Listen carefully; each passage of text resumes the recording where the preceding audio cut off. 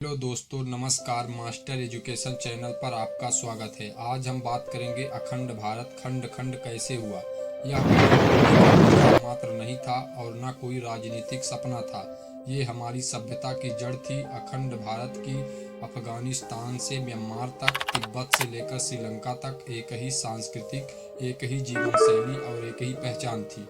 लेकिन समय, आक्रमण, लालच और सत्ता की भूख ने इसे बिखेर दिया। आइए जानते हैं कि कितने देश अखंड भारत के हिस्सा थे और ये कैसे अलग हो गए। अफगानिस्तान सदियों तक भारतीय उपमहाद्वीप का उत्तर पश्चिमी प्रवेश द्वार के रूप में स्थापित था।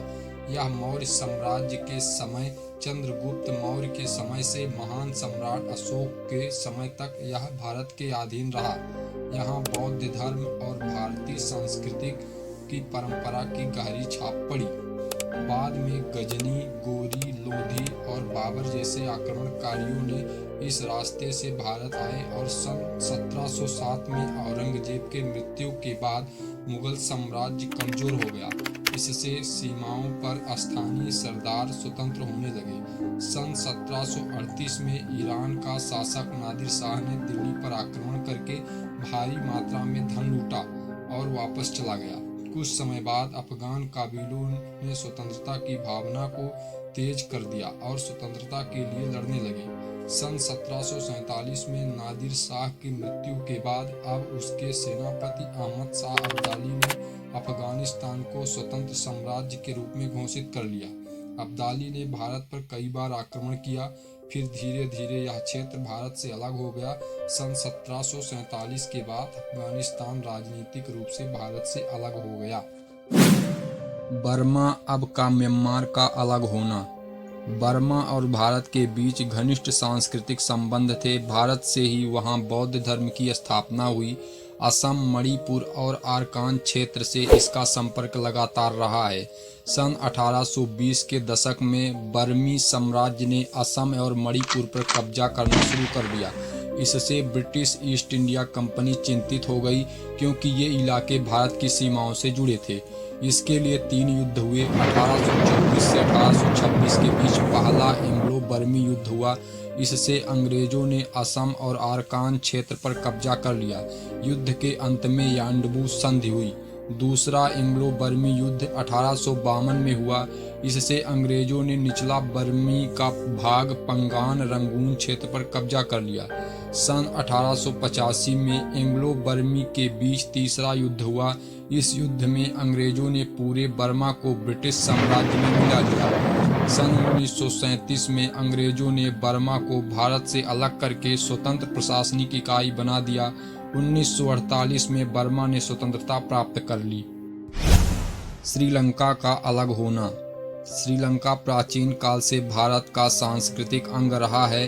यहाँ बौद्ध धर्म का प्रचार प्रसार सम्राट अशोक के समय किया गया। 16वीं सदी में पुर्तगाली आए और तटीय इलाकों पर कब्जा कर लिया। 17वीं सदी में डच आए और पुर्तगालियों को भगाकर खुद कब्जा कर लिया। सन 1796 में ब्रिटिशों ने डच से यह द्वीप छीन लिया। सन 1802 में एमियन की संधि के तहत सिलोन, जो अब श्रीलंका के नाम से जाना जाता है, तो संधि के तहत सिलोन को ब्रिटिश क्राउन कॉलोनी बना लिया गया और इसे भारत से अलग करके प्रशासनिक ढांचा दिया गया। अंग्रेजों ने यहाँ चाय, कॉफी और रबर की खेती को बढ़ावा दिया। सन 1947 में भारत स्वतंत्र हुआ, लेकिन श्रीलंका अलग ही रहा। 4 फरवरी 1948 को श्रीलंका डोमिनियन ऑफ सिलोन के रूप में स्वतंत्र हो गया। भारत पाकिस्तान का विभाजन 1947। भारत में हिंदू और मुस्लिम सदियों से रहते आए हैं, पर ब्रिटिशों ने फूट डालो और राज करो की नीति अपनाई, जिससे दोनों धर्मों में मतभेद उत्पन्न हो गया। 1906 में मुस्लिम लीग का गठन किया गया। सन 1909 के मार्ले मीटो सुधारों में मुसलमानों को अलग निर्वाचन क्षेत्र दे दिया गया। सन 1930 में अल्लामा इकबाल ने पहली बार मुस्लिम राष्ट्र का विचार रखा।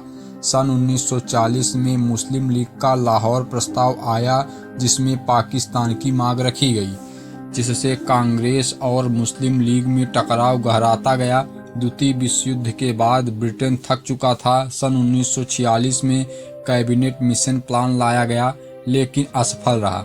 16 अगस्त 1946 को जिन्ना ने डायरेक्ट एक्शन डे का आह्वान किया, जिससे दंगे भड़क उठे। अंततः 3 जून 1947 को माउंटबेटन योजना से विभाजन को स्वीकार कर लिया गया। अंत में 14-15 अगस्त 1947 को भारत और पाकिस्तान दो अलग अलग राष्ट्र बन गए। इसमें लाखों लोग मारे गए, करोड़ों लोग विस्थापित हुए। यह अखंड भारत का सबसे बड़ा तथा दर्दनाक बंटवारा था। बांग्लादेश का निर्माण 1971। 1947 में भारत से अलग होकर पाकिस्तान दो हिस्सों में बना था। पूर्वी पाकिस्तान और पश्चिमी पाकिस्तान दो हिस्सों के बीच की दूरी 1600 किलोमीटर थी और इनके बीच सांस्कृति और भाषा अर्थव्यवस्था में बड़ा अंतर था। पाकिस्तान ने उर्दू को अपनी राष्ट्रीय भाषा घोषित किया, जबकि पूर्वी पाकिस्तान के लोग बांग्ला बोलते थे। सन 1952 में भाषा का आंदोलन शुरू हो गया। पश्चिमी पाकिस्तान की सरकार ने पूर्वी पाकिस्तान को आर्थिक रूप से दबाना शुरू कर दिया। सन 1970 में चुनाव हुए और इस चुनाव में पूर्वी पाकिस्तान के शेख मुजीबुर रहमान की आवामी लीग ने बहुमत पाया, पर सत्ता नहीं मिली और पश्चिमी पाकिस्तान ने ऑपरेशन सर्चलाइट 1971 के तहत पूर्वी पाकिस्तान को दमन करना शुरू कर दिया और लाखों लोग मारे गए तथा शरणार्थी भारत भागकर आ गए। इन सब को देखते हुए दिसंबर 1971 में इंदिरा गांधी के नेतृत्व वाली सरकार ने युद्ध शुरू कर दिया। 16 दिसंबर 1971 को पाकिस्तानी सेना ने ढाका में आत्मसमर्पण कर दिया और बांग्लादेश स्वतंत्र राज्य बन गया। नेपाल और भूटान का अखंड भारत से अलग होना। नेपाल गोरखा साम्राज्य ने 18वीं सदी में शक्तिशाली हुआ। सन 1814 से 1816 तक एंग्लो नेपाल युद्ध हुआ और सन 1816 के सुगौली संधि में नेपाल ने कुमाऊं, गढ़वाल और सिक्किम के इलाके अंग्रेजों को दे दिया, लेकिन नेपाल स्वतंत्र रहा और सीमाएं सिकुड़ गईं। भूटान अंग्रेजों और भूटान के बीच 1865 में संधि हुई, सिनिचुला संधि। इसके तहत भूटान स्वतंत्र तो रहेगा लेकिन ब्रिटिश प्रभाव में। 1947 के बाद भारत और भूटान के विशेष संबंध बने। मालदीव तथा तिब्बत का भारत से अलग होना। मालदीव और तिब्बत, जो कि अब चीन के कब्जे में है, ये अखंड भारत के हिस्सा थे। इस प्रकार अखंड भारत के टुकड़े सन 1747 से लेकर सन 1971 तक अलग अलग समय में होते रहे। हर विभाजन के पीछे राजनीतिक लालच, औपनिवेशिक साजिश, धार्मिक और भाषाई संघर्ष रहा है। धन्यवाद दोस्तों।